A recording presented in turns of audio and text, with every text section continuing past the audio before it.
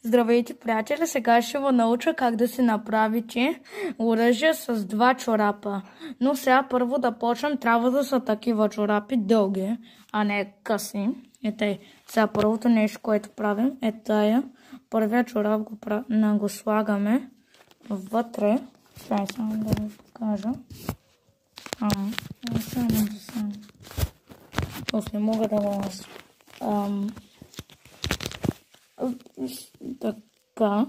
така, първо, тук трябва да е така. И слагате вътре чорапа, както в мене виждате, и го набутвате вътре.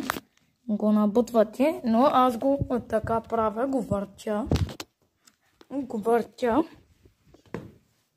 Въртете го така силно и готово. И имате едно оръжие с чорапи. Сега вижте. Може да сложите, разбирате се, и още чорапи. Даже аз ще препоръчам още чорапи. Но да, сега това е, да кажем, за единчев чорапи. И да, това е. Айде, чао!